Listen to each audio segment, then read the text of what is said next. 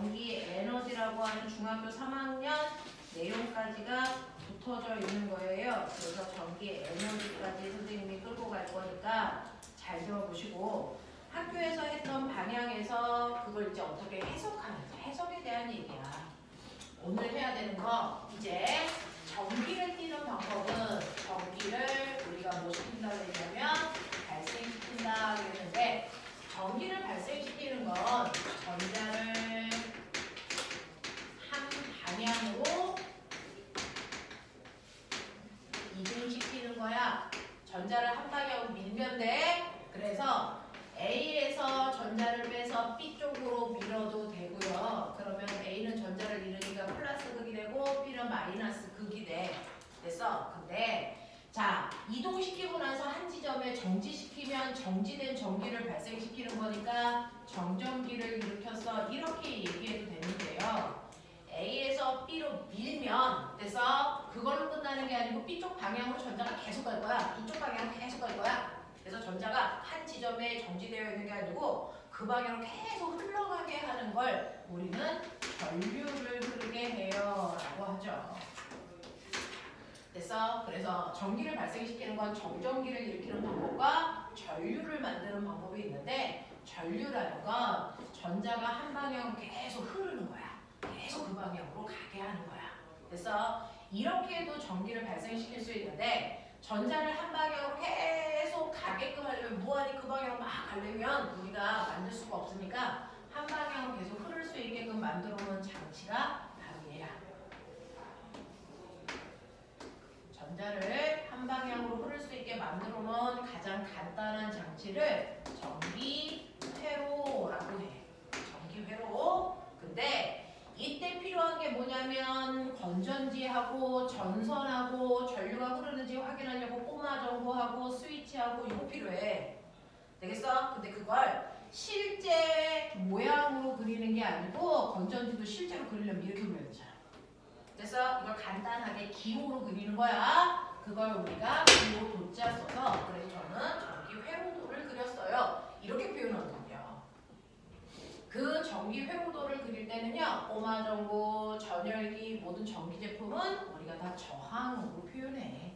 모든 전기 제품들을 우리는 저항으로 그릴 거야. 이렇게 되는 거야. 그렇죠? 자, 그래서 이런 식으로 전기 회로도를 그렸을 때요. 지금은 스위치가 뭐 했다? 뭐 했다고 표현하냐? 스위치가 열렸다 라고 표현합니다. 자, 스위치가 열렸어. 그러면 전기 흘러 안 흘러? 안 흘러. 그래서 다리가 끊어져 있어서 전자가 갈 수 없어. 이때는 전기가 흐르지 않아 라고 여러분들은 표현하겠죠. 그러면 스위치를 닫으면 어떻게 돼? 스위치를 닫으면 이제 다리가 연결되어 있으니까 전류가 흘러요 라고 하는 거죠. 그래서 스위치가 닫혔다라고 표현하면 아, 이때 전류가 흐르겠구나. 이렇게 되는 거야. 그래서 실제로 여기서 뭔가가 흘러서 꼬마 전구에 불 켜요. 그래서 꼬마 전구가 찡찡찡찡 불이 켜져요. 전기가 흐른다는 거 확인할 수 있단 말이야. 됐지? 그러면 실제로 전기가 흐르고 있을 때 도선을 잘라서 한 단면을 보면 거기서 전류가 흐르는 모습을 우리가 관찰할 수 있지 않을까? 라고 하는 거야. 그래서 도선을 이렇게 잘라서 보니까 그래서 실제로 도선도 물질이라서요. 움직일 수 없는 원자들이 이렇게 박혀있죠. 특히 고체니까 원자가 움직이지 않아. 자, 그 사이를 흐르는 물질이 있는데 뭐가 흐르냐면 사실은 마이너스 전기를 띠고 있는 입자들이 이렇게 가고 있어. 마이너스 전기를 띤 입자들이 이렇게 가고 있죠. 실제로 전자가 이렇게 가고 있는 거야. 그래서 네, 그래서 전자들이요 한 방향으로 움직이는 걸 우리가 전류가 흘러라고 한다고요. 전자가 한 방향으로 뭐 하는 거냐면 이동하는 걸 전기가 흘러 이렇게 표현하는 거야. 그러면 이렇게 전자가 한 방향으로 움직이는데요. 잘 가. 자, 이쪽을 A라고 하고 이쪽을 B라고 할게. 그러면 빨리 생각해봐. A 쪽이 무슨 극일까? 무슨 극인데 전자를 밀까? 마이너스. 그래서 A는 마이너스 극일 거고요. B는 전자를 당기잖아요. 플러스 극일 거예요. 그렇죠? 그래서 실제로 전자가 한 방향으로 움직이는 방향을 볼 수 있는데 이걸 가지고 우리는 플러스와 마이너스의 위치를 설정할 수 있어. 근데 에디슨이라는 사람이 회로도에서 실제로 흐르는 게 뭐라고 얘기했어? 전류가 흐르네 이렇게 표현했어. 그치? 옛날에는 도선을 까서 볼 수 있는 기술이 없었기 때문에 도선 속에 뭔가가 흘러서 꼬마 전구에 불을 켜는데 그게 뭔지 몰랐어. 그래서 도선에는 전류가 흐를 거야 라고 가정을 했고 그 전류가 무슨 극에서 무슨 극으로 흐른다 그랬어? 에디슨은 전류가 어디에서 어디로 흐른다고 가정했니? 그렇죠. 플러스 극에서 마이너스 극으로 흐르는 거야 전류는 이라고 했는데 실제로 도선을 까보니까 플러스에서 마이너스로 가는 애는 없잖아. 그렇죠? 네. 그래서 실제로 우리는 전류는 뭐라고 할 거냐면 전자의 반대 방향의 흐름이야 라고 합니다. 전자와 반대 방향으로 흐르는 걸 전류라고 할 거야. 그러니까 눈에 보이는 건 전자니까 그것과 반대 방향 이렇게 전류라는 게 흐른다고 가정하면 돼 라고 합니다. 그러면 도선에서 흐르는 걸 우리는 이 방향으로 움직이는 게 있어. 이거 가. 이 방향으로 움직이는 거 있어. 이거 나. 자, 그럼 이 중에서 내가 전류를 그린 게 갈까요? 날까요?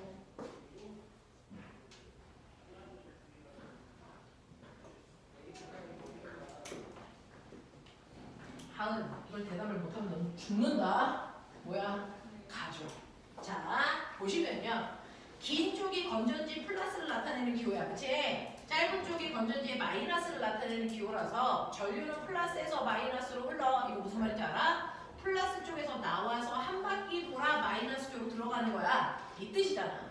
그러니까 가가 전류가 흐르는 방향을 나타낸 거야. 그럼 선생님 나는요? 전류가 거꾸로 가는 거니까 이거 실제로 전자가 움직이는 방향을 나타낸 거야. 이렇게 되는 거죠. 되겠어? 네. 자, 그래서요. 우리는 실제로 전류는 전자의 반대 방향의 흐름인데 이걸 또 다른 말로 표현을 하면 전자는 마이너스 전기를 띠고 있는 입자의 흐름이잖아요. 그러면 마이너스가 여기다가 일로 가면 상대적으로 마이너스가 있다가 얘가 일로 왔어. 그럼 마이너스가 있던 자리는 상대적으로 플러스가 생기는 거라서 플러스가 일로 가는 것처럼 느껴지죠. 그래서 우리는 전류는 플러스 전하의 흐름이야 라고 표현하기도 합니다. 양성자로 움직이는 게 아닌데 플러스 전하는 마치 있는 것처럼 상상한다. 그래서 플러스 전하의 흐름을 전류의 흐르는 방향이라고 놓는다. 그래서 같은 말 이렇게 표현하더라. 그럼 선생님 전류가 흐르지 않게 내가 스위치를 열었어요. 이때는 어때요? 라고 하는 거 중학교 문제에도 엄청 많이 나와요. 전류가 흐르지 않을 때도 도선을 까서 봤어. 자, 그럼 전류가 흐르지 않았어? 그러면 이때요. 원자 움직여 안 움직여?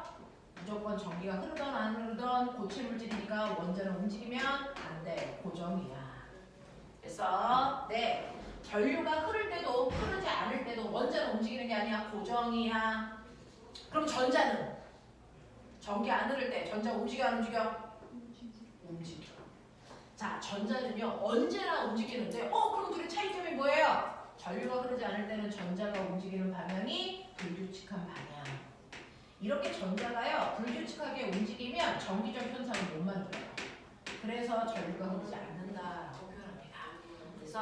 그래서 전류가 흐르지 않을 때는 전자가 불규칙적으로 이동하고 있어. 전자가 안 움직이는 게 아니고 전자는 항상 움직이는데 불규칙하게 움직이는 걸 전류가 흐르지 않는다라고 표현하고요. 실제로 전자가 이렇게 불규칙하게 움직이면 꼬마 전류에 불을 켤 수가 없어 라는 얘기죠. 그래서 전기가 흐를 때와 전기가 흐르지 않았을 때 도선의 모양의 차이점을 한번 봐라. 이거 골라내는 게 중학교의 기본 문제다. 되겠죠? 자, 그랬을 때 전기가 흐를 때와 흐르지 않았을 때를 봤어. 근데 나는 이제부터 전류가 흐를 때를 볼 거야. 그러면 스위치를 닫아서 전류가 흐른다고 치자. 전류가 흘러. 됐죠? 이렇게 전류가 흐르는 도선에서 나타나는 현상을 정리해준 사람이 그 유명한 오미라는 과학자지. 그래서 오미라는 사람은 전류가 흐르는 도선에 세 가지 현상이 생기는데 전압이라는 게 생겨. 전압, 우리 앞단원에서 배웠어. 전압의 원래 이름은 전기 위치 에너지야. 그래서 건전지가 10V야. 사실은 10J의 전기 에너지 주는 거야. 이런 뜻이야. 됐어? 네. 건전지는 전이 얘기한다. 전압. 자, 전압을 우리 기호로 뭘로 표현하냐? 우리 단위는 뭐야? 볼트.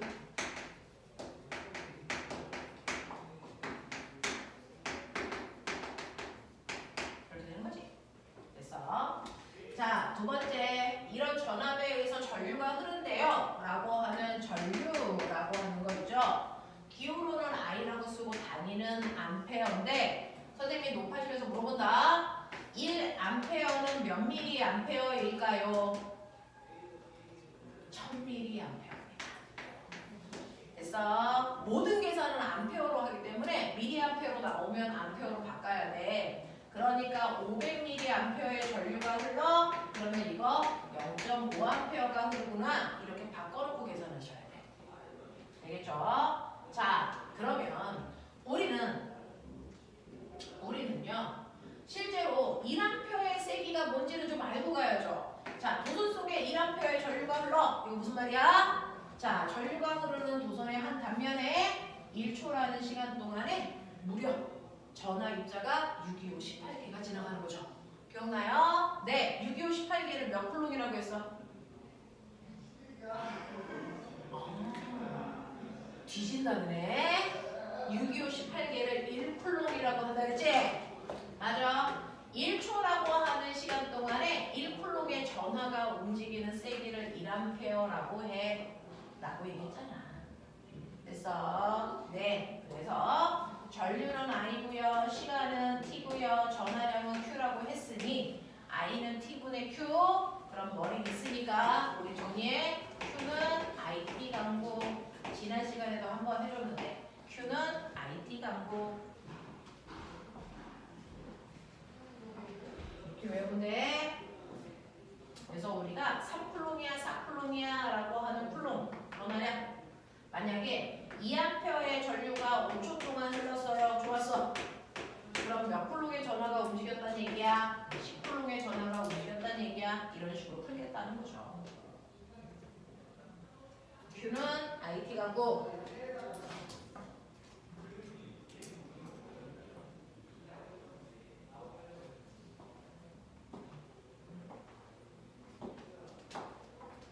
세 번째.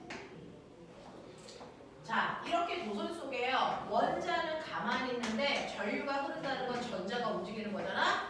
그러면 전자가 이렇게 막 가고 있어. 자, 가다 보면 어떻게 돼? 원자랑 쾅 하고 부딪힌다. 그래서 막 오다가 원자랑 쾅 하고 부딪히면 작용 반작용에 의해서 얘가 뒤로 밀려.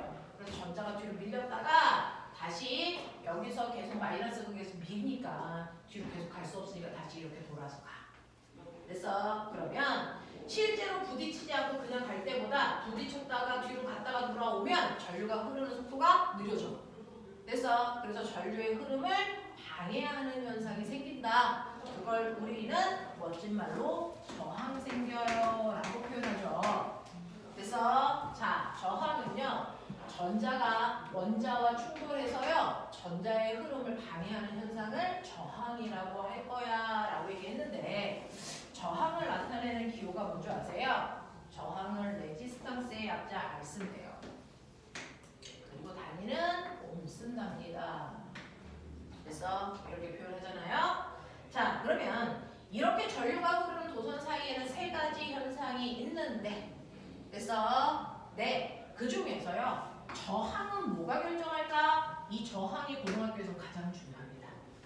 그래서 중학교 때는 저거 세 개 사이의 관계를 배운다면 고등학교 때는 저항이 가지고 있는 의미가 엄청 커져. 자, 저항은 뭐에 의해 결정된다? 중학교 2학년 때 살짝 배웠는데 하은아, 저항의 크기를 결정하는 건 뭐였다?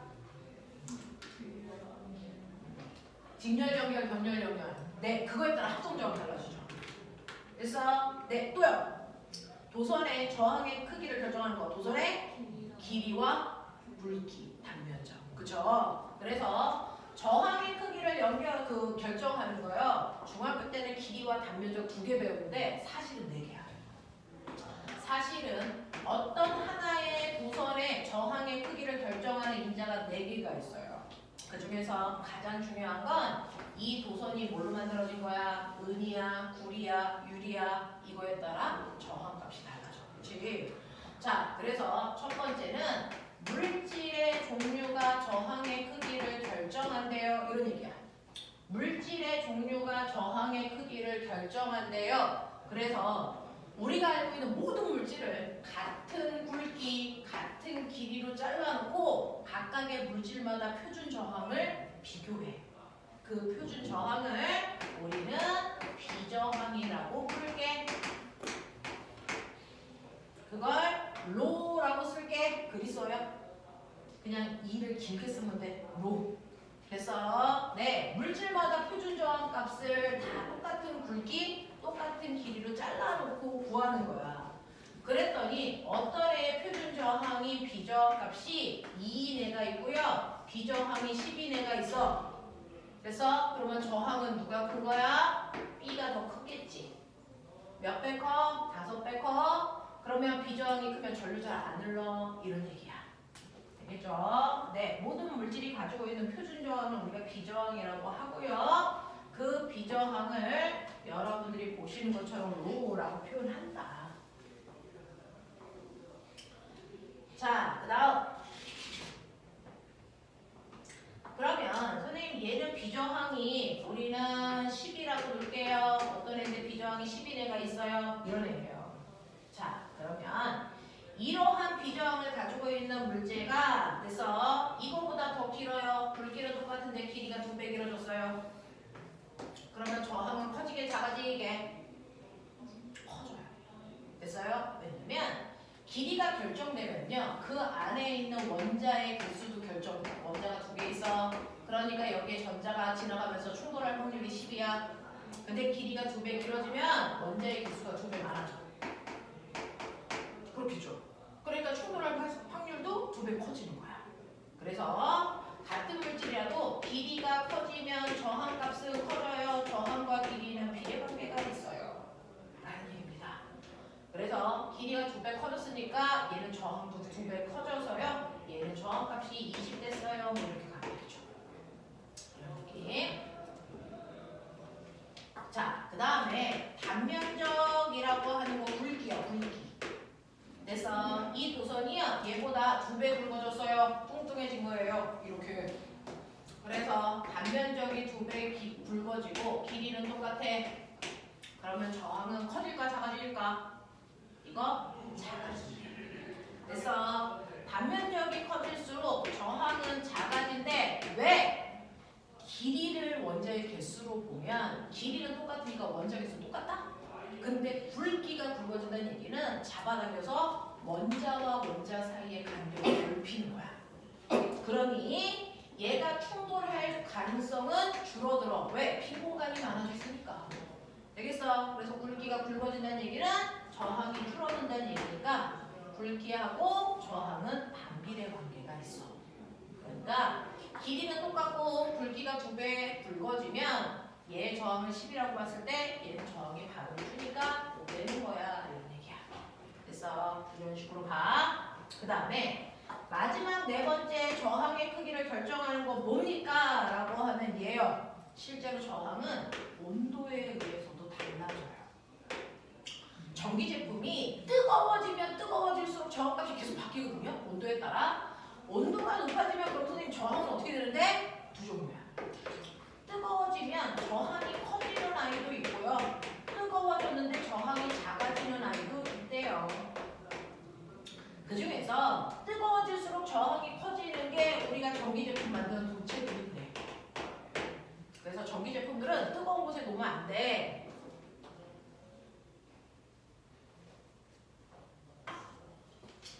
그러면 온도가 높을수록 저항이 작아지는 건 도체 또는 반도체가 그래.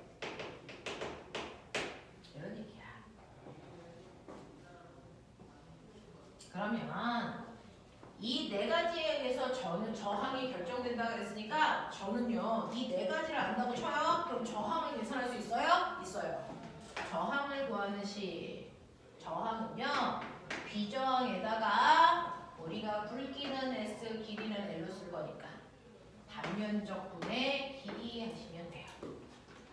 비저항에다가 단면적분의 길이 하시면 이게 저항의 실제 값이다.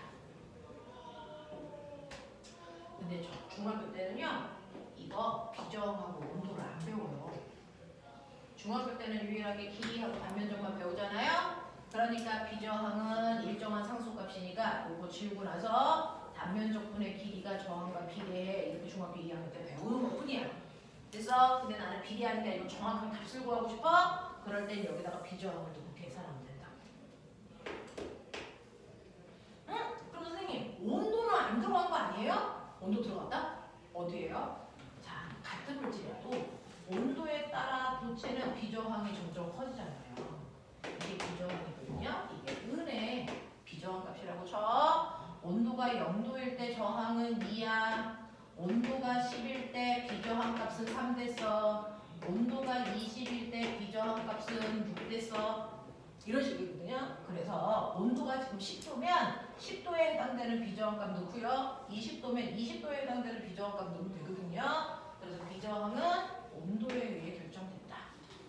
되겠습니까? 이런 얘기야. 이런 얘기야. 그래서 실제 어떤 하나의 물질의 저항은요, 이거 4개에 의해 결정돼. 이거 4개야. 그 4개에 의한 관계식이 이거야. 그래서 이렇게 비저항 값은 이걸로 결정할 수 있다. 그럼 이제 머리는 좋겠다. 어떤 도선이 있다. 얘는 온도, 굵기, 길이에 따라서 굵기는 S고 길이는 A고 온도는 T인데 이때 계산한 저항값이 20이라고 쳐봐. 됐어? 이런 애가 있다. 근데 이걸 내가 2배가 되게 잡아당길 거야. 길이가 2배 되게. 그럼 저항은 얼마 되게? 찍어봐. 도선을 2배 길게 뭐 했냐면 잡아당길 거야. 됐어? 네, 그럼 저항 얼마 하게? 40. 근데 40이 아니야. 그래서 물어보는 거야. 생각해봐. 왜 40이 아닐까? 응? 40보다 더 커. 근데 얼마일까? 저항 길이가 2배 되게 잡아당겼다? 도대체 잡아당겼다가 무슨 뜻일까? 자, 꼬맹아, 꼬무줄 있어. 잡아당겨. 생각해봐. 길이는 길어지지. 굵기는 어떻게 돼? 얇아지지. 이게 생겨. 그래서 길이를 2배 길게 잡아당기면 길이는 2배 길어지는데 거꾸로 굵기는 반으로 줄어. 왜? 부피를 일정해야 되니까. 이렇게 돼버려. 그러니까 저항이라는 건 단면적분의 길이에 비례하는 값인데 굵기가 반으로 줄어들고요. 길이는 2배 커졌어요. 그러니까 총저항은 4배 커져요. 이런 뜻이야. 그래서 이거에 4배 커지니까 얘는 저항값이 80대요 라는 얘기를 고등학교 올라가면 물어봐요. 그래서 2배 길게 잡아당긴다라는 뜻이 뭔지 기억해야 되는데 이게 모군중학교에서는 그냥 내신으로 나와버려요. 중학교 2학년 때. 중학교 2학년 때 모군중 같은 과학을 조금 어렵게 내는 학교들은 저거를 그냥 중학교 내신에 내버려요.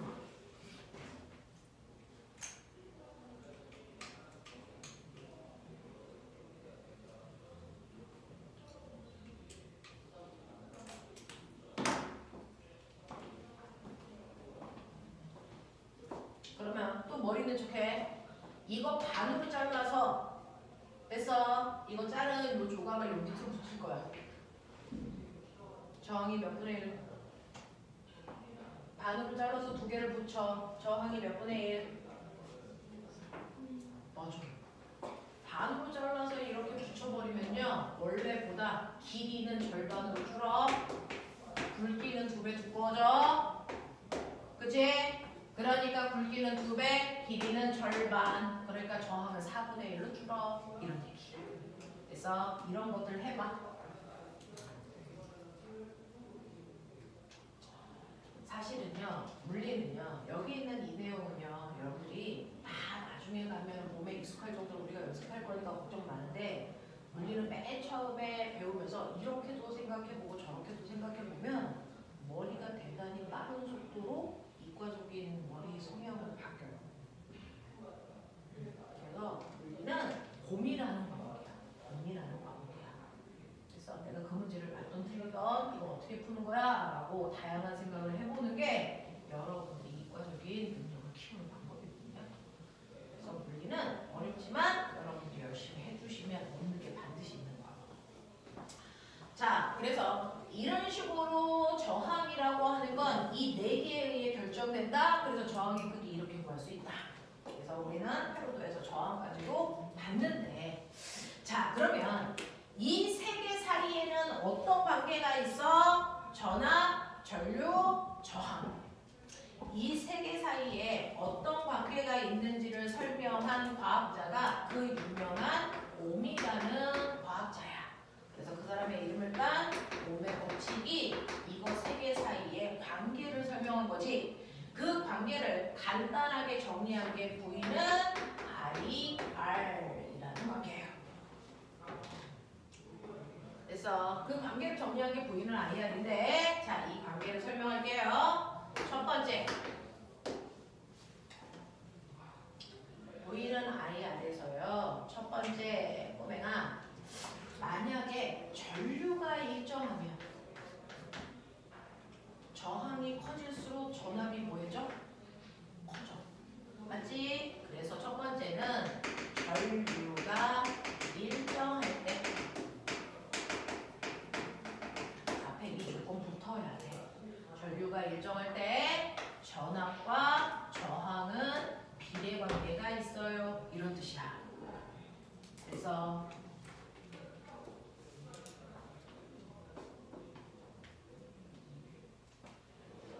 두 번째 관계. 그러면 이번에는 전류를 일정하게 하지 말고요. 저항을 일정하게 해요. 그것도 되죠? 저항이 일정할 때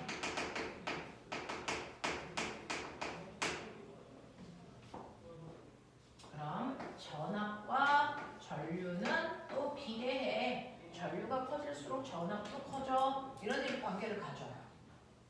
그럼 이제 세 번째 관계가 뭔지 예측해봐.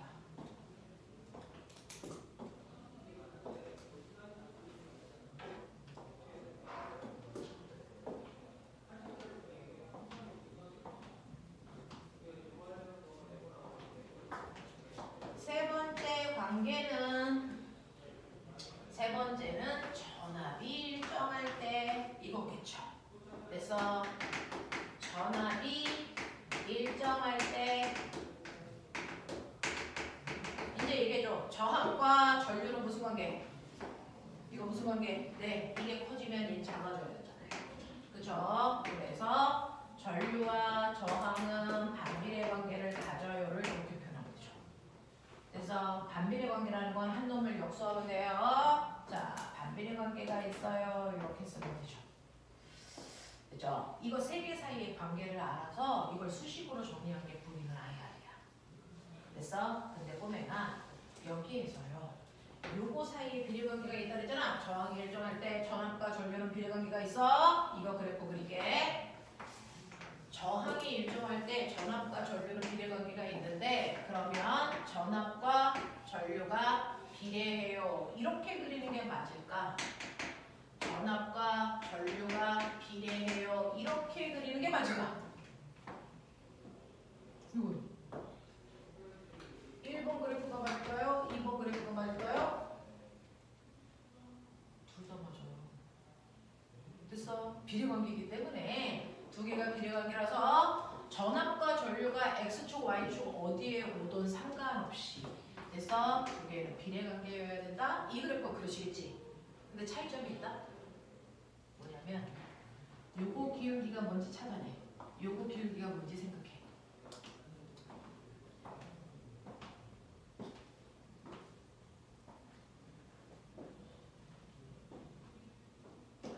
은교, 이거 기울기가 뭐야? 기울기 어떻게 구해? 그러니까 불러. 5분의 뭐? 5분의 뭐? 그렇지. I분의 V. I분의 V가 뭘까? 그거 생각하면 되잖아. I분의 V가 뭐야?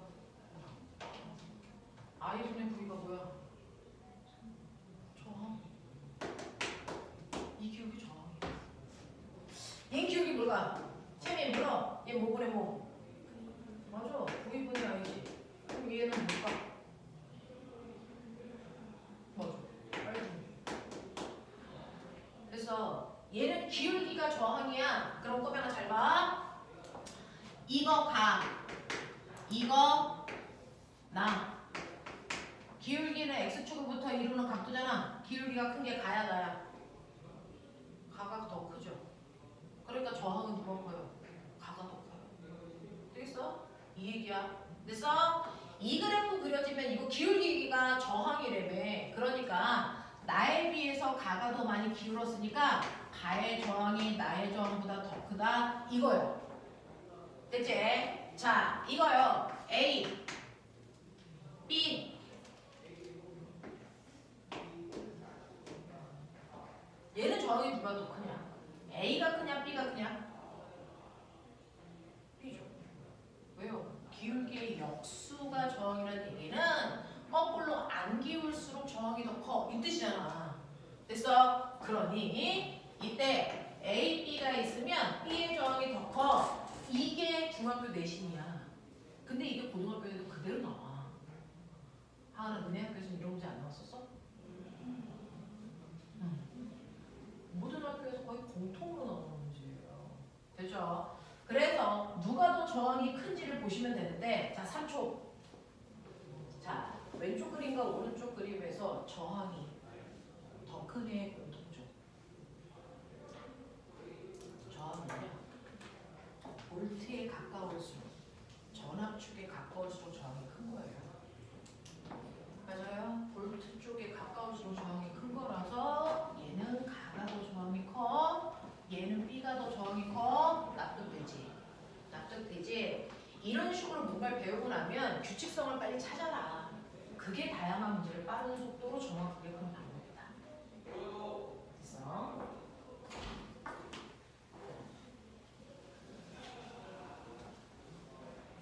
그러면 왼쪽에 있는 아이는요, 가하고 나중에서요, 여러분들이 보시는 것처럼 저항의 비율이 가가 더 크다 그랬으니까 선생님이 2대 1로 나볼게.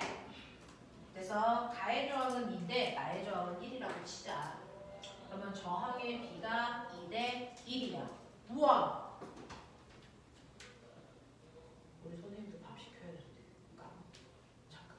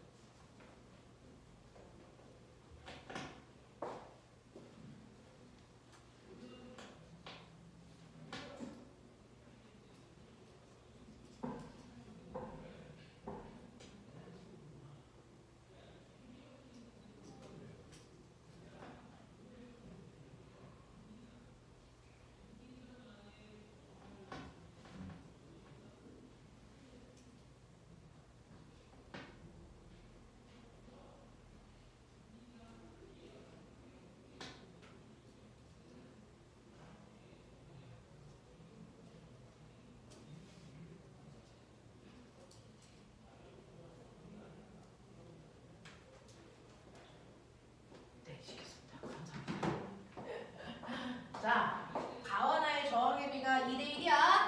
근데 같은 물질이야. 굵기 같아. 그럼 길이 비를 몇 대 몇으로 가야 돼?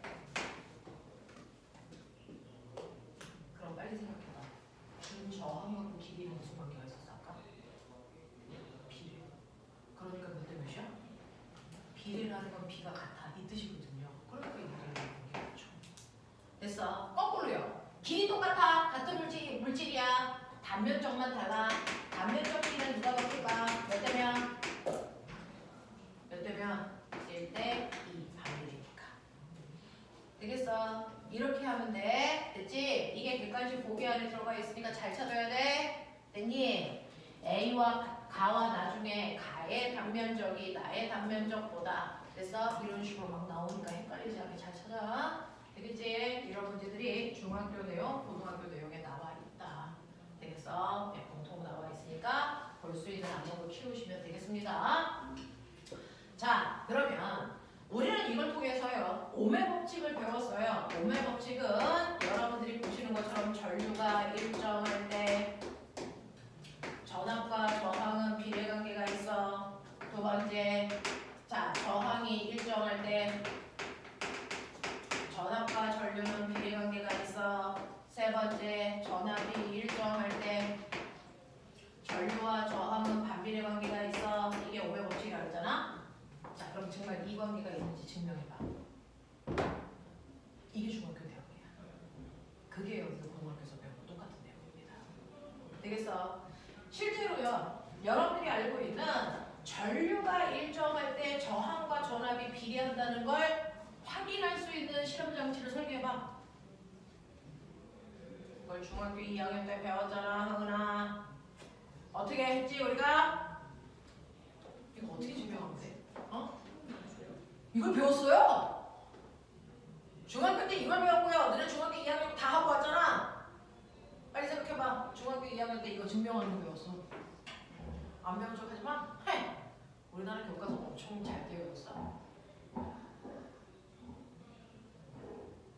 저항이 3옴하고 6옴이 있는데 3옴보다 6옴 쪽이 전압이 더 커. 근데 두 개가 전류가 일정해야 돼. 전류계와 전압계 설계에서 측정해야지. 근데 이때 3옴하고 6옴을 그래서 어떻게 연결해서 할까? 전류가 일정할 때 저항이 큰 쪽이 전압이 커요. 이거 어떻게 중학교 2학년 때 증명했을까요? 저항 두 개의 직렬 연결로 증명합니다. 그래서 중학교 때 이거 배운 거예요. 봐봐. 첫 번째 저항이 얼마냐면 3옴이다. 두 번째 저항이 얼마냐면 6옴이다. 그리고 여기에 18V 건다. 그럼 우리는 중학교 때요, 모든 아이들이 저 값을 구하는데 되게 집중하는데 도대체 이걸 내가 왜 배우고 있을까? 이거거든요. 이게 바로 오메 법칙 중 첫 번째, 전류가 일정할 때 전압과 저항이 비례한다는 걸 증명하는 운동이에요. 그러면 어떻게 전류가 일정하지? 그거에 따라 전압과 전류가 정말 비례하나? 이거 확인하는 거죠. 자, 그럼 그걸 확인하기 위해서 볼게요. 자, 보면 저항이 한 개가 아니고 두 개가 있는 저항 두 개가 직렬로 연결되어 있어. 얘를 우리가 저항의 직렬 연결 이렇게 표현해요. 저항이 직렬로 연결되어 있어. 한 개가 아니고 두 개잖아. 그러면 이 두 개를 이렇게 연결하면 전체 첫 번째 합성 저항이 얼마예요? 이렇게 한국말로 물어봐요. 합성 저항이 얼마니? 이렇게 물어봐. 이거 합성 저항 어떻게 구하게 해요? 네, 왜 더할까요? 이거 더하면 구홈되거든요. 그래서 합성 저항은요, 낱낱이 저항을 더해. 그래서 얘는 구홈이야. 우리 이렇게 구할 건데, 와, 저항을 직렬로 연결하면 저항 커지네. 왜 커질까요? 이것도 아까 배운 거죠. 왜 커질까? 이거는 저항 4옴짜리에 직렬로 연결하면 하나를 더 이렇게 연결하는 거지. 그럼 뭐해지는 효과가 나타날까? 도선이 길어지는 효과가 나타나. 그러면 길어지면 길어질수록 저항이 뭐해져? 커지거든요. 됐어? 그래서 저항의 직렬 연결은요, 저항이 길어지는 거예요. 그래서 합성 저항이 커지는 거고, 그때 커지는 합성 저항을 이렇게 구하면 돼 라는 겁니다. 그래서 얘는 사실은 9옴짜리 저항 하나 있는 거랑 똑같아. 그런 뜻이야. 그죠? 자, 그러면 이때요, 이 회로에 흐르는 전체 전류가 얼마일까요? 라고 하는 전류를 구하고 싶은데 그건 오메 법칙. 그래서 보이는 IR로 해결하면 돼. 전체 전압은 18V고요. 전체 저항은 9옴이야. 그러니까 이 회로에 흐르는 전체 전류는 얼마냐면 2A야. 이런 뜻이죠. 되겠어? 그래서 얘는 플러스 쪽으로요, 2A의 전류가 흘러 라는 뜻입니다. 그쵸? 자, 2A라는 전류를 여러분들은 상상하셔야 되니까 전자 두 개가 나가 이런 뜻으로 생각하면 되죠. 얘네들이 이렇게 나옵니다. 근데 나갈 때요. 얘는 꼬마 전구에 불 켜야죠. 꼬마 전구에 불 킨다는 얘기는 이 꼬마 전구는 무슨 에너지를 발생시키고 있어? 비드 에너지. 근데 그 비드 에너지가 없다가 어디서 왔지? 꼬마 전구는 무슨 에너지를 바꾸는 거야? 전기 에너지. 건전지한테 받은 전기 에너지를요. 꼬마 전구는요. 비드 에너지로 전환하는 장치야.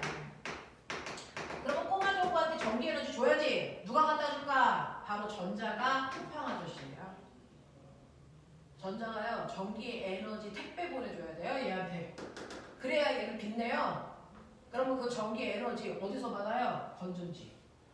건전지에 있는 볼트가 전기 에너지라고 그러죠. 이게 18줄이라는 뜻이잖아요. 볼트니까. 그쵸? 네, 전이. 알겠습니까? 네. 그래서 건전지는 에너지를 담고 있는 그릇이라서 거기서 전자가 지나갈 때마다 전자한테 에너지를 주는 거야. 그래서 에너지 다 주고 나면 건전지 달았어. 다른 거 써야 돼. 이렇게 얘기하는 거거든요. 그래서 실제로 전자는요. 전지를 지나가면서 에너지 충전해서 가서 꼬마 전구에다가 에너지 주고 다시 와서 또 받아서 갖다 주고 이거 무한 반복하고 있는 거예요. 이게 전기 회로예요. 알겠어요? 그러면 이 꼬마 전구는요. 건전지를 18V 다시 말해서 18V의 전기를 준다고 했죠? 그럼 나 이제 궁금한 게 있는데 18V의 전기 에너지를 주는데 얘 기억나요? 볼트니까 1쿨롱당 무슨 말인지 아세요? 전자 한 개당 이런 뜻이죠. 그러니까 얘한테도 18V 전기 에너지 주고요. 얘한테도 18V 전기 에너지 주고요. 이런 뜻이야. 그러니까 두 개가 총 전기 에너지를 한 번에 36줄의 전기 에너지 가지고 가는 거야. 됐어? 이런 식이야. 그래서 이 암페어가 18V로 에너지 충전해서 나가. 한 명당 18V씩 가지고 가는 거야. 그래서 전자가 나가서 집에 들어올 때까지 저항 몇 개 지나가야 돼? 몇 개 지나가야 되니? 2개. 짤 없어. 도망갈 수 없어. 여기도 지나가고 여기도 지나가야 되니까 첫 번째 꼬마 전구에도 전기 에너지 줘야 돼. 두 번째 꼬마 전구도 자기가 가지고 있는 에너지 줘야 돼. 근데 잘 봐. 전자 하나는 가지고 있는 에너지가 18밖에 안 돼. 근데 꼬마 전구 2개한테 줘야 돼. 그러면 에너지를 나눠서 줘야지. 얘한테 18 다 주고 얘 안 주면 얘 꺼줘. 알겠어? 이런 거야. 그래서 자기가 가지고 있는 에너지를 나눠서 줘야 돼. 알겠냐? 네. 그런 건데. 자, 그럼 2A 지나가. 그러면 이거 도로를 타고 쿠팡 아저씨 두 분이 가고 있어. 첫 번째 저항을 했더니 전류 몇 암페어가 지나가? 몇 암페어가 지나가? 2암페어. 다른 새끼리 없잖아? 두 번째 것도 2암페어 지나가잖아? 그러니까 저항이 직렬로 연결되어 있으면 첫 번째 저항을 지나는 것도 2암페어. 두 번째 저항을 지나는 것도 2암페어고요. 됐어. 실제로 저항을 직렬로 연결하면 각각의 저항에 흐르는 전류값은 변화가 없어요. 일정해요. 라는 뜻입니다. 그래서 우리가 구했던 전체 전류와 각각의 전류가 같은 값을 갖게 되는 게 직렬회로의 특징이죠. 그래서 이걸 이용해서 전류를 일정하게 만들었어. 각각의 저항에 흐르는 전류값은 똑같아. 이렇게 만들어놨어. 됐죠? 그래서 전류를 일정하게 만들어서 얘도 2A, 얘도 2A. 그러면 어느 쪽이 전압을 많이 쓰게? 됐어? 네. 근데 그 전압이 저항과 비례한대요. 정말 그런지 볼게요. 자, 그러면 세 번째. V는 IR이니까 첫 번째 전압의 저항에서 쓰는 전압이 얼마야? 두 번째 저항에서 쓰는 전압이 얼마야? 정말 저항과 비례한 거 맞아? 이거 확인해야 돼. V는 IR이니까요. V1은 I1 곱하기 R1이야. 맞아. V는 IR이니까 V2는 I2 곱하기 R2야. 맞니? 이 얘기거든요.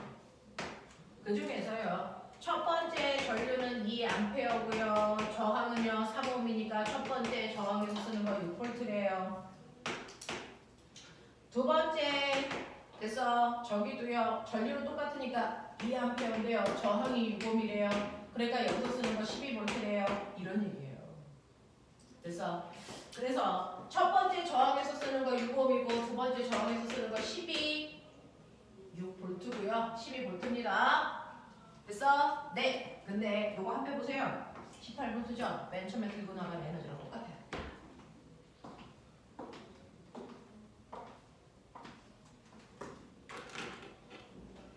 자, 그러면 보세요. 전압의 B가 몇 대 몇인지 보세요. 전압의 B가 1대 2죠. 그래서 왜요? 보시면 전류가 똑같기 때문에 저항 비율로 전압을 나눠갖는다는 겁니다. 그래서 이걸 통해서 우리가 알 수 있는 거 저항의 직렬 연결을 하면 저항과 전압은 비례하는 게 맞구나. 오음의 법칙을 증명했습니다. 그래서 이 얘기야.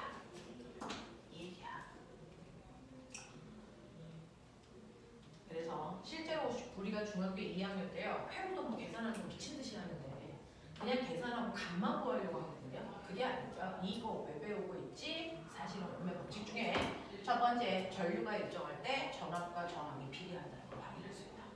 그래서 이거 하려고 저항 두 개를 직렬 연결하는 걸 한 겁니다. 그러면 선생님 저는요 이거는 또 어떻게 증명해요? 요번에는 전압을 똑같게 할 거야. 그래놓고 저항과 전류가 반비례한다는 걸 증명하고 싶어. 이것도 중학교 2학년 때 배웠지. 그럼 머리가 돌아가? 이건 무슨 연결이 되겠어? 병렬 연결이면 돼. 되겠어? 그래서 선생님이 여기는 지울 거예요. 칠판이 부족해서. 자, 저항을 요번에는요 똑같은 저항인데 저항 두 개를 이렇게 병렬로 연결할 거야. 그래서 여기다가 18V를 걸고요. 여기 첫 번째 저항이 3옴이고요. 두 번째 저항이 6옴입니다. 이렇게 되는 거예요. 자, 근데 이렇게 저항을 병렬로 연결하면 합성한 저항은 커질까 작아질까? 작아져. 왜 그런 줄 알아? 병렬 연결은요. 사실은 하나의 저항 밑에 또 하나의 저항 이렇게 연결하니까 그래서 혼자 있을 때보다 저항이 굵어지는 효과가 나타나잖아요. 그래서 하나 있을 때보다 저항이 굵어지는 역할을 하기 때문에 그래서 합성 저항은요 원래 얘네들의 저항보다 무조건 다 작아야 합니다. 6보다도 작고 3보다도 작아요. 알겠어? 이런 저항이 나와. 그러면 작아지게 더하는 방법이 뭐야? 라고 하는 합성 저항을 구하셔야 돼요. 작아지게 더하는 바보 더하기 어떻게 하면 돼요? 각각을 역수로 해서 더하세요. 이걸 다시 역수하시면 됩니다. 이게 바보 더하기야. 됐어? 자, 그러니까 얘는요. 저거 저항이 3분의 1, 하나는 6이니까 6분의 1. 이거 계산하면 6분의 2니까 더하면 6분의 3, 계산하면 2분의 1이야. 그걸 다시 역수 2 나오죠. 되겠어요? 네. 그래서 얘는 합성 저항이 2옴이구나 라는 건데 문제는 이걸 언제까지 계속 이렇게 넣어? 이걸 한 번만 정리해봐. 이걸 한 번만 수학적으로 정리해봐. 빨리 해. 이거 수학적으로 계산해봐. 응. 어떻게 하면 돼요? 이거 통분해야죠. R1, R2에 R1 더하기 R2를 역수하는 거잖아. 그치? 그러니까 얘는 합분의 곱으로 계산하면 돼요. 앞으로는 저항 두 개가 병렬 연결되어 있으면 합분의 곱으로 하면 합성저항을 한꺼번에 구해요. 그러니까 얘는 이거 두 개 합해봐. 얼마? 9분의 저거 두 개 곱해봐. 18. 그래서 계산하면 아까 했던 2옴 나와. 알겠어? 이런 식으로요. 그죠? 저항이 두 개 있을 때는 합분의 곱 계산하면 돼요. 이렇게 하면 돼. 그래서 얘 합성 저항이 2옴이구나. 이렇게 하는 거. 되겠죠? 네. 자, 여기는 줄 거예요. 합분의 곱, 합분의 곱. 됐죠? 자, 이렇게 하시면 되고요. 그러면 여기 전체 저항이 2옴짜리 하나 있는 거야. 2옴. 이음절에 하나님 있는 거랑 똑같아. 그러면 V는 IR. 여기가 18V고요. 여기가 2ohm이니까 전체 전류는 9A 흐르겠구나 이런 뜻이야. 됐지? 그러면요. 여기에 지금 9A의 전류가 흘러. 그럼 다시 말해서 쿠팡 아저씨 9명이 이번에 택배 가는 거야. 와, 많은 아저씨들 가네. 그치? 근데 그 아저씨들이 에너지 충전해서 가야 돼. 그치? 얼마씩? 18V씩. 한 명당 18V, 18줄, 18줄 이렇게 충전해서 9명이 나가는 거죠. 한 번에 에너지 얼마가 좋아하냐? 한 번에 이 아저씨들 에너지 얼마가 좋아? 18 곱하기 9 빨리 해줘. 얼마? 162. 네, 한 번에 이만큼의 에너지가 쭉 나가요. 얘는요? 18 곱하기 2. 얘는 얼마? 36. 그래서 네, 이렇게 되는 거야. 그 에너지 가져갈 건데 이제 생각해봐. 자, 쿠팡 아저씨 간다. 9명이 간다. 이렇게 가서 여기서 이제 아저씨 고민하죠. 어디로 갈래? 위로 갈까? 그럼 이렇게 와서 그 아저씨 어떻게 돼? 밑으로 갈까? 집으로 갈까? 이 아저씨 그냥 집으로 가. 전류는요 최단거리로 흐르기 때문에 여기서 아저씨가 이렇게 회전하지 않습니다. 최단거리로 그냥 가버려. 알겠어? 네. 그래서 보라색 아저씨들은 이렇게 한다. 빨간색 아저씨들은요 이렇게 나와서 에너지 가지고 가서 아래쪽으로 이렇게 가는 아저씨도 있습니다. 그럼 잘 봐. 노란색 경로로 가는 아저씨 몇 개 지나가? 저항 몇 개 지나가? 하나 지나가. 그래서 한 바퀴 돌아서 집에 들어올 때는요 아까 여러분들이 보시는 것처럼 9명이 나갔다가 9명이 들어갈 때 쿠팡 아저씨가 중간에 없어지거나 막 이러면 바로 호로물이야. 알겠어? 오케이. 자, 들어갈 때 몇 볼 들어갈까? 에너지 다 쓰고 무조건 0볼트 들어갑니다. 됐어? 네. 나갈 때 전류의 세기와 들어올 때 전류의 세기 반드시 같아야 됩니다. 그쵸? 그러면 아까 얘는 2A로 나왔으니까 2A로 들어가. 전류의 세기는 변하지 않아. 그걸 우리가 멋진 말로 전하량 보존 법칙. 전류는 나갈 때와 들어올 때 무조건 같아야 되고요. 전압은 무조건 들고 나간 에너지 다 쓰고 0볼트로 돼서 다시 들어와서 건전지에서 충전하고 돌아가고 이거 반복. 이거 반복. 그러면 얘도 들어올 때 9A고 0볼트 다 쓰고 들어와야 되는데 잘 보시면 그래서 자 보라색 아저씨는 저항을 몇 개 지나가니? 한 개. 근데 18V 에너지는 저항한테 쓰고 와야 되는데 하나밖에 안 지나가니까 여기서 18V 다 쓰고 들어올 거야. 얘한테 다 줘야 돼. 그쵸? 저항을 하나만 지나가니까 여기다가 18V 다 주고 보라색 아저씨 들어와. 그럼 빨간색 아저씨는요? 18V 가지고 가는데 다 쓰고 와야 되는데 저항을 한 개만 지나가죠? 그러니까 여기서 18V를 다 쓰고 들어오잖아요. 그래서 병렬은요 각각의 전압이 똑같아. 그 전압이 전체 전압이랑 똑같아. 알겠습니까? 이거잖아요. 그래서 병렬 회로의 특징은 어디나 전압이 일정해. 그래서 전압을 일정하게 통제시키는 거야 라는 뜻입니다. 전압이 일정하죠. 그래서 윗줄이든 아랫줄이든 전압이 똑같아. 그러니까 윗줄의 전압을 알아내면 아랫줄의 전압도 아는 거야. 여기가 만약에 30V면 얘도 무조건 30V여야 돼. 됐어? 이런 식으로 병렬은 전압의 크기가 무조건 같아야 됩니다. 알겠어? 자, 그러면 이쪽으로 쿠팡 아저씨 몇 명 갈게. 여기까지는 9명이야. 9A. 그러면 여기로 가는 애가 몇 A? 여기로 가는 아이는 몇 A? 이거 알고 싶잖아. 됐어? 네. 그러면 당연히 하시면 되죠? V는 I, R이니까 V1은 I1 곱하기 R1.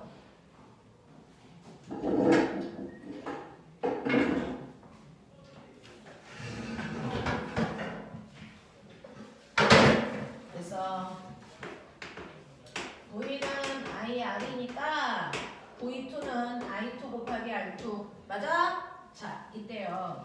V1도 V2도 둘 다 18V라 그래서 됐어? 둘 다 18V야. 자, 근데 I1은 얼마인지 모르는데 얘가 18V인데요. 얘는 얼마냐면 3옴이래요. 그럼 여기 몇 암페어 오면 되겠어? 6암페어 오면 되겠죠. 그래서 6암페어 3옴이면 되는 겁니다. 그래서 두 번째는 여기가 6옴이니까 여기가 3암페어면 되겠죠? 이렇게 돼요. 그래서 전압이 일정하기 때문에 저항이 크면 전류는 작아야 돼. 반비례관계 보이죠? 이겁니다.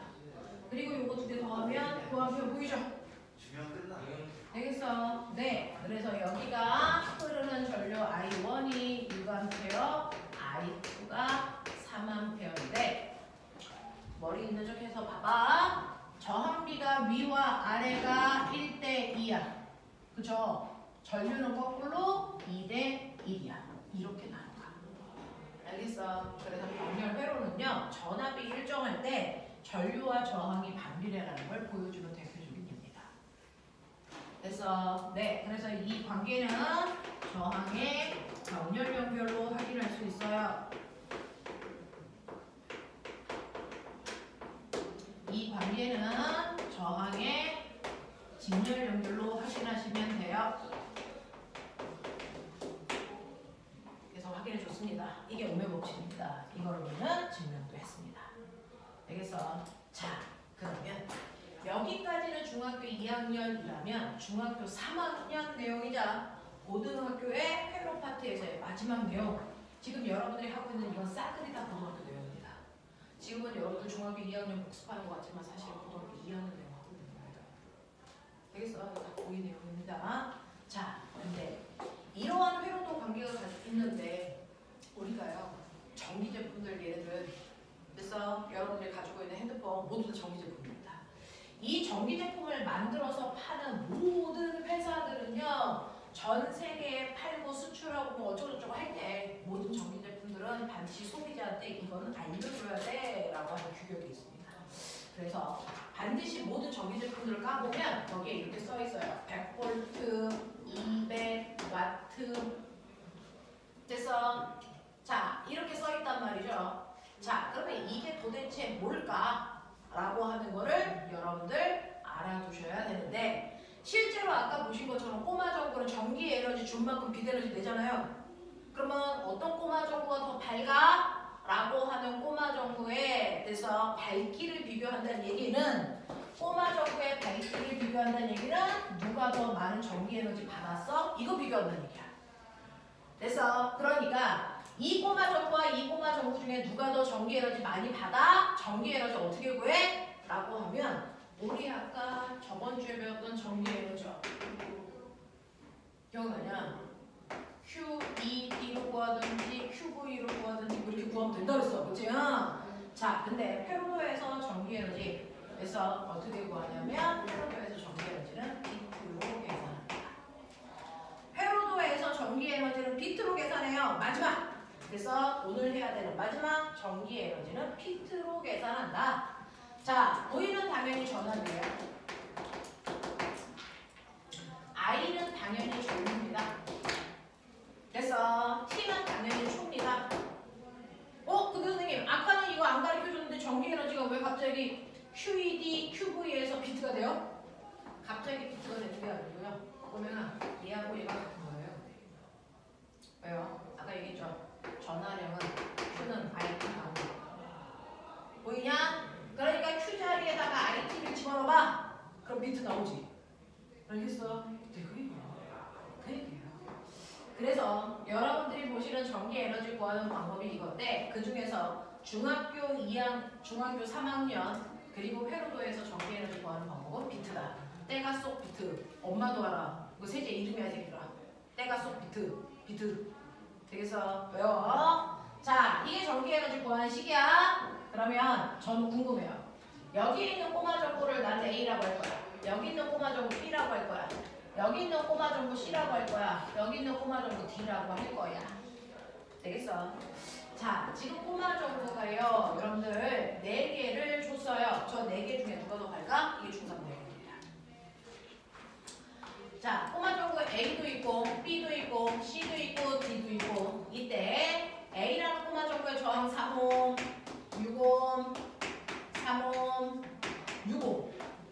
그럼 선생님 얘네들은 저항이 같으니까 얘네들은 밝기 같지 않아요? 달라. 왜요? 얘는 직렬로 연결되는 회로도고요. 얘는 병렬로 연결되는 회로도야. 저항이 똑같고요. 걸어놓은 전압도 18V 똑같습니다. 그래서 이렇게 됩니다. 이때 중학교 3학년 2학기 내신 문제가 나옵니다. 그러면 이때 꼬마 정보 누가 더 밝은데 이게요.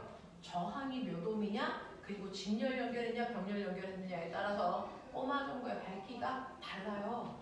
그걸 계산하시는 겁니다. 자, 꼬마 정보 밝기는요. 전기 에너지 누가 더 많이 받았냐에 의해 결정되니까 비트로 계산하시면 됩니다. 예를 들어 이 회로도에도 10초 동안 전기를 흘려서 10초 동안 누가 더 전기 에너지 많이 썼어? 그 새끼가 더 밝아. 이 뜻이에요. 얘도 10초 동안 전류를 흐르게 해서 누가 더 밝아? 이런 얘기입니다. 자, 그럼 볼게요. 자, 이쪽 회로 그래서 안 지운 거예요. 자, 여기에서요. 꼬마 정보의 이 3ohm짜리에 흐르는 전류 얼마였습니까? 전압 얼마였습니까? 전압. 보여요? 6V. 그쵸? 얘 6V고요, 선생님. 여기에 흐르는 전류가 얼마인 줄 아세요? 2A예요. 그리고 전류가 10초 동안 흘렀다고 했잖아요? 이거 다 곱하시면 얘가 10초 동안 사용한 전기 에너지 얼마입니까? 120줄.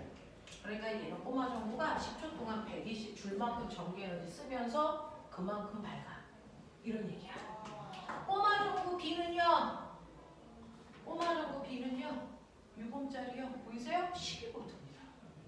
저항이 직렬로 연결되어 있을 때는 저항 비율이 전압 비율이야. 그래서 그러니까 저항비가 1대2니까 전압비도 1대2겠죠. 맞아? 12V고 직렬이니까 전류는 똑같겠죠. 그리고 같은 회로도에 연결했으니까 전류가 흐르는 시간은 똑같겠죠. 그래서 얘 전기 에너지는 240줄입니다. 꼬마 정보 B가 더 밝다. 맞아요. 그래서 왜 밝게요? 꼬마 정보 B가 더 밝은 이유는 전압이 더 밝았기 때문이죠. 크기 때문이죠. 다른 똑같잖아요. 그래서 그러면 왜 꼬마 정보 B의 전압이 더 클까? 직렬 연결이 된 저항이 클수록 전압이 크니까. 알겠습니까? 이 얘기입니다. 그래서 직렬로 연결됐을 때는 저항이 큰 쪽이 밝다. 되겠냐? 이 얘기예요. 자, 병렬 연결이에요. 얘요. 그래서 꼬마 정보 C에 전압 보시면 18V. 전류는요, 저기 써놨죠? 6A. 그러면 전류가 10초 동안 흘러. 자, 이제 이걸 계산해봐. 채민.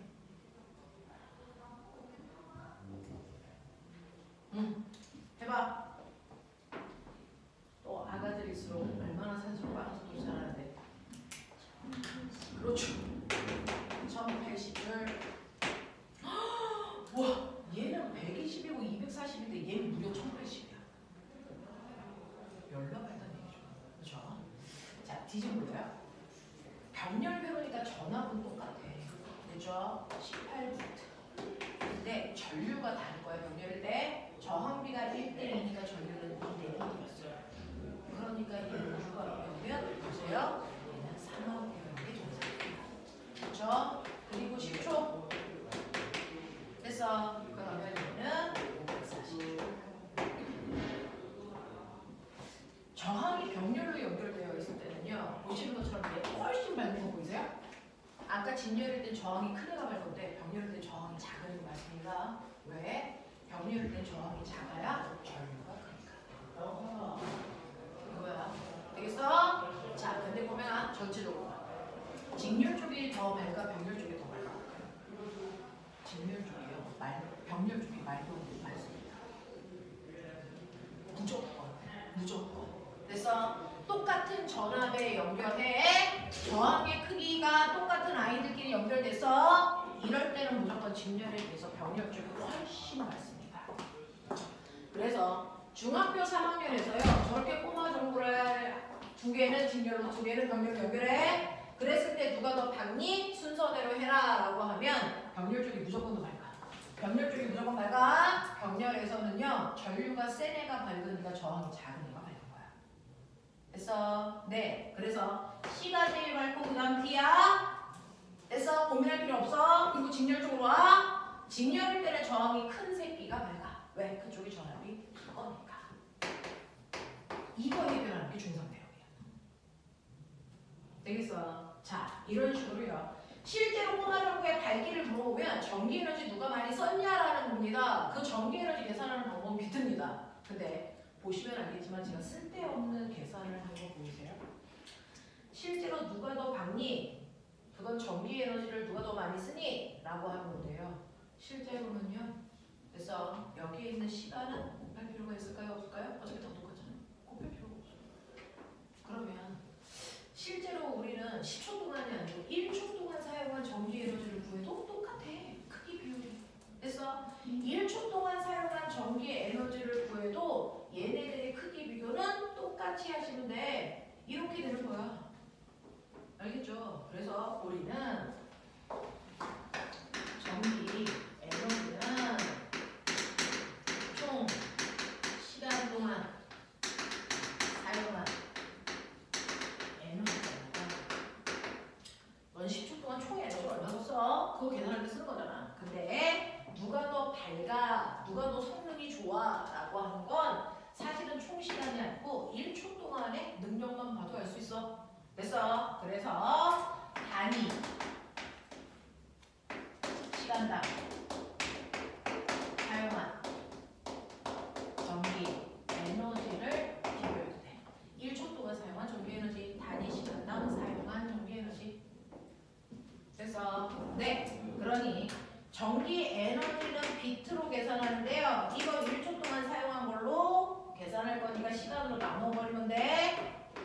그러면 뭐만 남니? VI만 남어. 그래서 VI만 계산하면 돼. 이거를 우리는 뭐라 그럴까? 이걸 전력이라고 하자. 그래서 전기 파트에서는 실제로 전기 에너지를 안 구해요. 전력만 계산합니다. 전력이라고 합니다. 자, 그 전력은 우리는 P라고 쓰고요. 전력은 VI로 계산하면 돼. 그래서 그리고 전기 에너지의 단위는 줄이지만 전력 단위는 와트야. 그래서 100와트, 20와트. 그래서 이게 전력입니다. 이게 전력입니다. 그래서 자, 그러면 이제 이거 비교는 됐으니까요. 자, 전력이라고 하는 거 VI로 계산하면 된다. 1초 동안 사용한 전기 에너지다. 알겠습니까? 네. 그럼 보면은 이게 와트고요. 이게 전력이야. 자, 모든 전기 제품은요. 몇 볼트용이야? 우리나라는 220볼트죠. 일본 놈들은 110볼트야. 그래서 네, 그래서 이건 몇 볼트용으로 만든 전기 제품이야? 그거 써줘야 돼. 얘는 100볼트용이야 라고 하는 그걸 전격 전압이라고 불러요. 그래서 얘는 100볼트용으로 만들어줬으니까 100볼트에 쓰세요 라는 뜻입니다. 됐어? 근데 100볼트 꼽으면 얘는 1초에 전기세 200주씩 나가. 그런 뜻이야. 그래서 이거를 우리는 소비 전력. 이 숫자가 크면 전기세 많이 먹는다는 거야. 되겠어? 이런 겁니다. 됐죠? 근데 이거 보면 알 수 있는 거. 전력. V 알죠? 전력은. 그쵸? 근데 얘가 200W래. 근데 전압이 100V래. 됐어? 그러면 전류는 얼마라는 거야? 누가 안 가르쳐줘도 2A로 경우는 이런 겁니다. 그쵸? 또 보면 뭐지? 우리는 IR. 얘 100V래. 2A래. 찾아냈어. 그럼 얘는 몇 옴짜리? 55의 전기 저항을 가지고 있구나. 이런 겁니다. 그쵸? 자, 그래서 요것만 가르쳐줘도 우리는 여기에 흐르는 전류도 알 수 있고 저항도 알 수 있어. 근데 가끔 가다가 볼테이지 연습기들 있지? 100볼트용이라고 그렇게 얘기했는데 200볼트에 꽂고 싶은 아이가 그렇게 있어? 200볼트에 꽂으면 순간 전력이 얼마일까요? 얘입니다. 100볼트에 꽂으면 200와트 쓰는데 200볼트에 꽂으면 몇 와트를 쓸까요? 순간.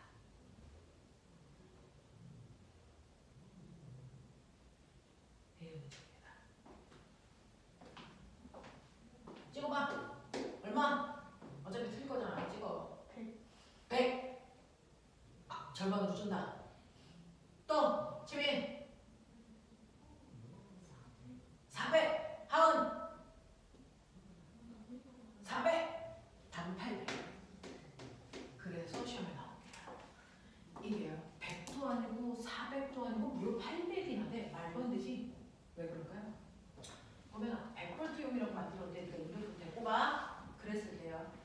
저 전기 제품이 드라이기라고 치자.